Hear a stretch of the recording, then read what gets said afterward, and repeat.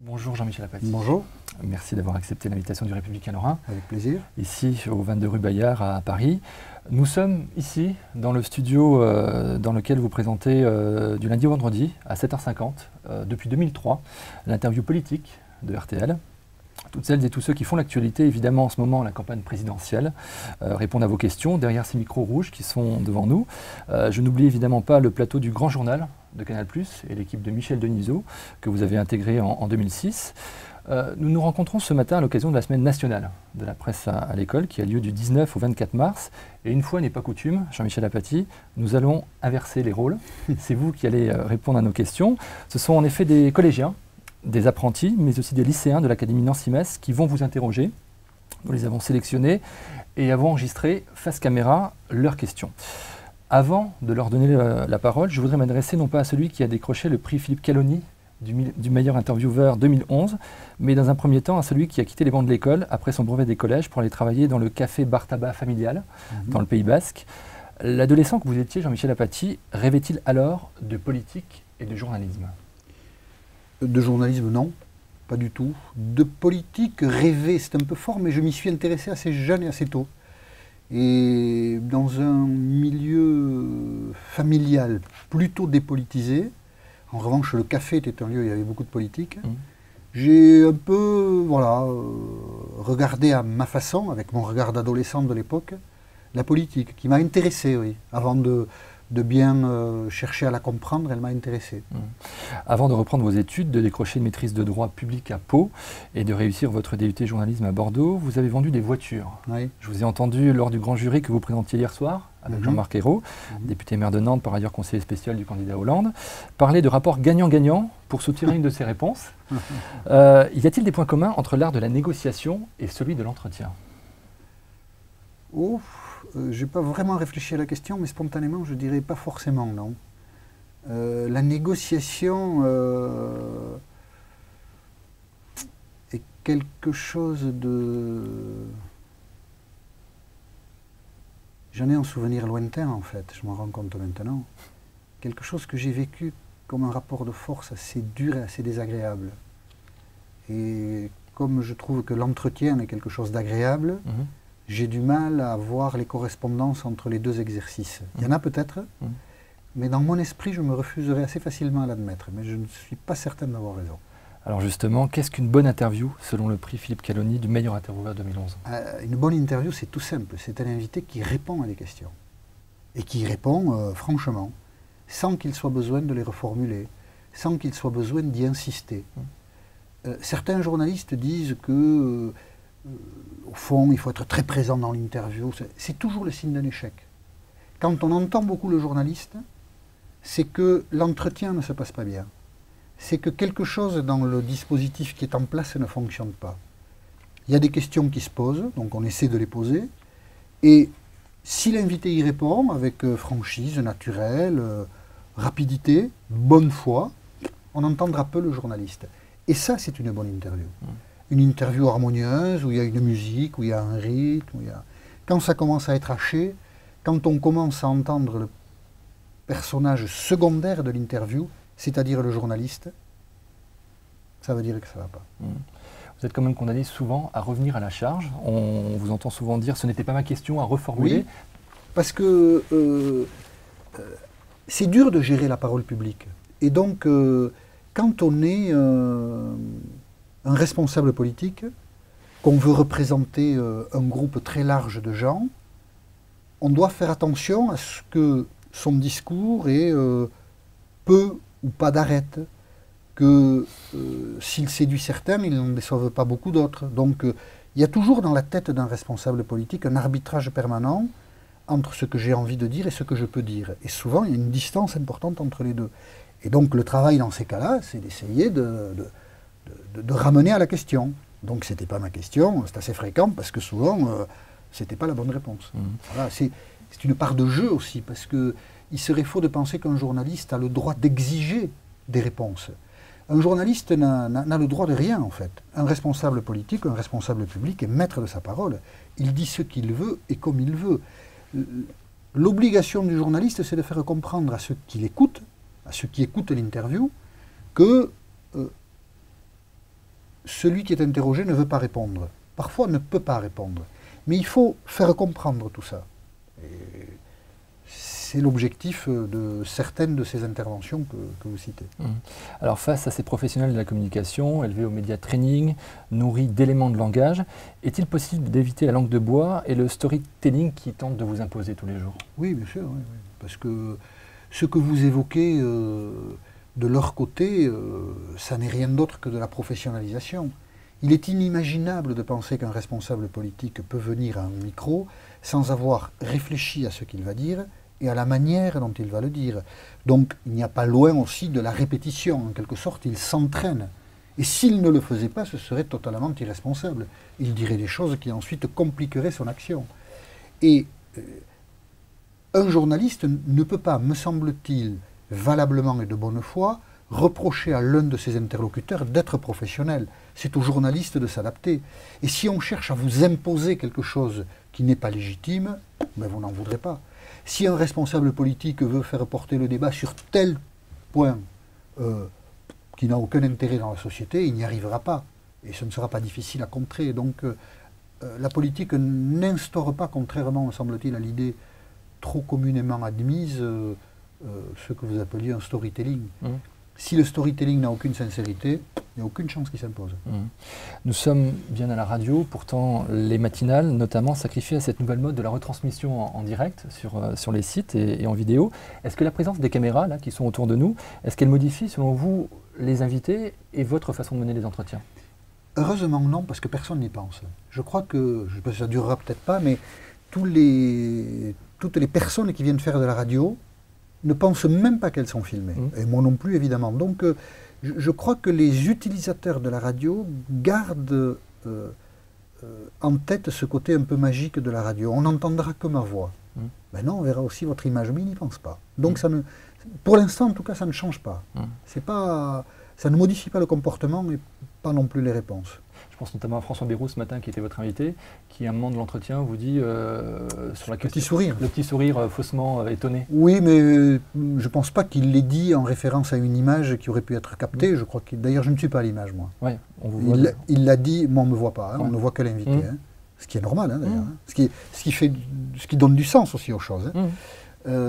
Et je crois qu'il l'a dit uniquement parce que voilà, il est en face de moi, enfin je suis en face de lui plutôt, il me voit sourire, alors je ne sais plus quel était l'épisode, mais il se dit tiens, bon... C'était sur Borloo. Ah oui, ça, il se fout un peu de moi, quoi, bon, comme ça, donc il le dit, voilà, mais en quelque sorte, il essaie de créer l'image dans l'imaginaire de ceux qui écoutent. Alors restons encore quelques instants sur l'objectif des caméras. Pose-t-on les mêmes questions dans l'intimité d'un studio de radio que sur un plateau de télévision? Oui, en gros oui. En gros, il n'y a pas de...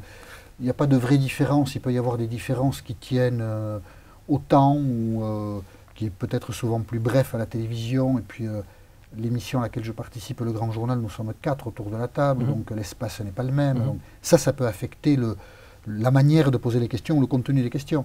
Mais sinon, la télévision ou la radio, si j'étais tout seul à la télévision, je poserais les questions que je pose ici. Ça ne modifie pas substantiellement l'approche. On parle beaucoup en ce moment de défiance de la parole politique. La dernière vague du baromètre d'intention de vote réalisé les 2 et 3 mars par Ipsos Logica Business Consulting pour Le Monde, France Télévisions et Radio France montrait qu'une large majorité de Français jugeaient la campagne électorale inintéressante. Est-ce aussi votre avis? Certains jours oui, d'autres jours non. Les campagnes électorales, d'abord, sont souvent jugées décevantes. C'est un peu une constante. Et puis ensuite, dans la période actuelle, je comprends qu'elles soient jugées décevantes parce que les gens aimeraient, souvent sont-ils pris dans l'angoisse d'informations qui sont toutes négatives, tout ça. On aimerait que la parole publique, donc la parole politique, apporte des solutions. Le problème du chômage, par exemple, le problème des usines qui ferment, le problème... Et évidemment, c'est demander trop à la politique. Le problème du chômage, ce sont des années d'efforts qu'on a peut-être produites, qu'il faut produire. C'est quelque chose qui ne se finit jamais, c'est un peu épuisant. Et ça n'est pas là, le temps d'une campagne, que quelqu'un de sérieux va dire « Moi, je sais comment faire pour qu'il n'y ait plus de chômeurs. Je sais, vous avez des problèmes de fin de mois, mais c'est très simple. Ça ne peut pas se produire comme ça. Donc, du coup, la campagne est décevante. Nous sommes dans une période aujourd'hui de fort chômage. Et il faut noter que les candidats parlent peu de ce problème-là.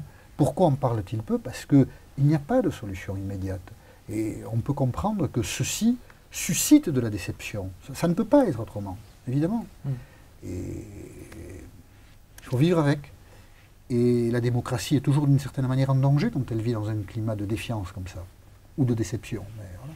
Quel est le rôle du journaliste politique dans ces cas-là? C'est justement, vous disiez, le chômage n'est pas vraiment un sujet de campagne. Est-ce que c'est aux journalistes de politique de le ramener justement sur le terrain du débat? Oui, sans doute, mais il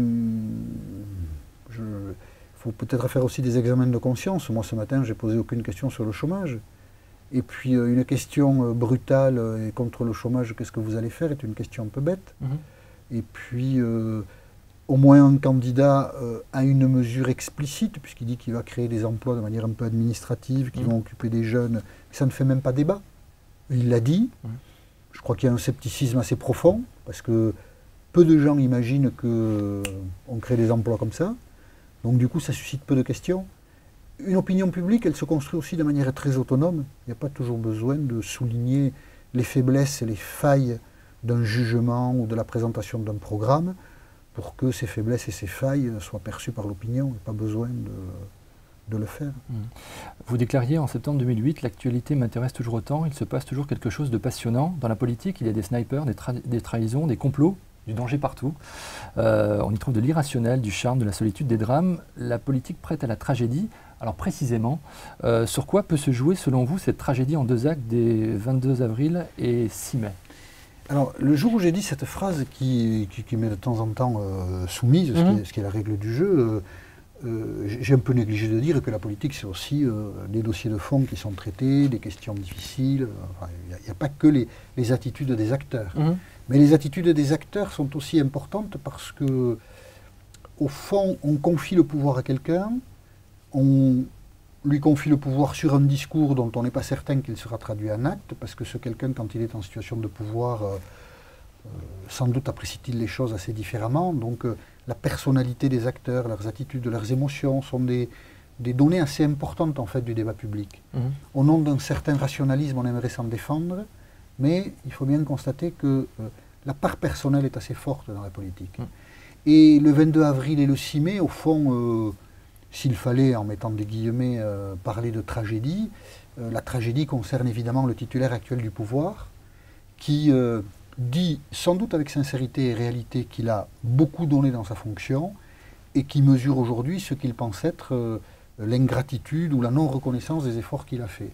Et donc il y a sur la scène ce type de souffrance qui peut être notée, et à l'inverse, il y a des personnalités qui donnent beaucoup d'elles-mêmes pour prendre la place, ce qui n'est pas péjoratif, parce que dans leur esprit, être en situation de gouverner, c'est être en situation de résoudre les problèmes de la communauté à laquelle ils appartiennent. Il y a là un potentiel d'émotion et de douleur qui est assez important, sur lesquels on travaille, sans toujours le comprendre d'ailleurs, mais qui sont des douleurs relatives, parce que perdre une élection, c'est pas la mort, et c'est un choix d'un peuple qu'il faut respecter en toutes circonstances. Les médias ont la tendance justement à rester sur cette écume, c'est-à-dire sur ces phrases? Non, justement, c'est ce que j'ai voulu gommer tout à l'heure. Non, je pense que les médias, dans la totalité des reportages qu'ils produisent et des interviews qui peuvent être faites, posent des questions sur la sécurité, l'immigration, l'Europe, l'économie. Et la majeure partie du temps que nous consacrons aux interviews est consacrée à ces problèmes-là. Si on prend le grand jury d'hier ou l'interview de ce matin, on est plus dans des problèmes. Ce matin, on a beaucoup parlé d'Europe, puisque le discours de Nicolas Sarkozy d'hier nous y a menés. On a plus parlé d'Europe que d'autres choses. Et hier, avec Jean-Marc Ayrault, on a beaucoup parlé d'économie, de fiscalité, d'emploi. Bon. Donc, on parle de l'écume, mais pas que de l'écume. Vous aviez François Baroin, ancien journaliste, en face de vous la semaine dernière. Vendredi, oui. Voilà. Sur le site, justement, l'interview qui était filmée était titrée François Hollande, roi du Madison, qui était justement une des phrases sorties. Est-ce que c'est difficile, justement, avec la concurrence des réseaux sociaux et du net, justement, d'aller au fond des choses, comme vous me l'expliquiez à l'instant? Non, c'est pas difficile. Par exemple, avec François Baroin, puisque c'était l'actualité, on a parlé du sauvetage de la Grèce, enfin, ou du moins de la remise par les détenteurs de la dette privée, d'une grande partie de cette dette à la Grèce, donc qui donne un peu d'oxygène à l'Europe et à la monnaie que nous avons, ce qui est quand même important. On en a parlé sans doute plus que du Madison.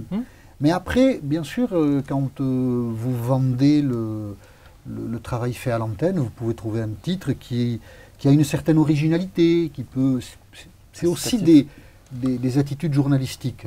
Et c'est un peu au détriment de ce qui s'est dit dans l'interview. Mais bon, voilà, c'était un petit moment dans l'interview assez court, où il était assez drôle. Bon, c'est celui-là qu'assez légitimement les gens du site ont retenu. Il n'exprime qu'une partie de l'interview. Alors vous vous êtes violemment opposé à la loi du Conseil supérieur de l'audiovisuel obligeant l'égalité totale du temps de parole et du temps d'antenne à des candidats. Est-ce que vous allez du coup devoir déprogrammer les 4 grands jurys? Oui. Écoutez, oui, on a pris la décision la semaine dernière qui n'a pas encore été annoncée. Donc, les grands jurys du 25 mars, du 1er avril et du 8 avril sont des grands jurys neutralisés. Il n'y aura pas de responsable politique dans une campagne électorale. Ce sera un débat entre journalistes parce que c'est la seule ressource qui nous reste. La loi nous empêche, pendant une campagne électorale, alors même que nous approchons du terme de cette campagne, la loi nous empêche de recevoir les acteurs de la campagne. On ne peut pas mieux dire qu'une loi est mal foutue et malfaisante. Vraiment, ceux qui l'ont votée devraient tout de même convenir que ce qu'ils ont fait est un mauvais travail, préjudiciable à l'information des citoyens. Mais nous sommes obligés de le faire parce que dans cette période-là, si nous invitons un responsable politique pendant 1 heure, nous sommes obligés d'inviter ses 10 concurrents, y compris c'est 10 ou c'est 11 ou c'est 12, je ne sais pas combien ils seront de compétiteurs au final, mais y compris ceux qui, totalement farfelus, proposent par exemple d'envoyer les cadres lorsqu'ils seront fatigués sur Mars, enfin, ou du moins d'initier un projet qui pourrait permettre vous voyez, à quel point d'originalité nous sommes, y compris à ces gens-là, nous devrions accorder un temps de parole égal à ceux qui, tout de même, font dans la société française depuis plus longtemps et de manière plus sérieuse activité politique. Donc c'est une épouvantable situation à laquelle on est rendu et il n'y a pas d'échappatoire. La loi étant la loi, on la respecte. Mais pour autant, on peut dire qu'elle est vraiment mal faite. Et donc on annule 3 grands jurys. Oui. Et ça va aussi beaucoup handicaper le matin parce qu'on est obligé d'inviter tout le monde. Et donc, inviter tout le monde de manière égale, alors que tout ne se vaut pas, ça c'est une évidence. Et une fois qu'on aura invité, quand on aura invité chaque fois un candidat, ensuite il faudra recommencer la totalité du circuit pour être toujours dans l'égalité de temps de parole. C'est un casse-tête épouvantable. C'est un vrai obstacle à un travail qui permet d'informer les citoyens en campagne électorale. J'ai lu, je ne sais pas si c'est vrai, qu'il n'existe pas dans d'autres pays démocratiques de loi comparable. Vraiment, c'est assez stupéfiant d'en arriver à ce résultat.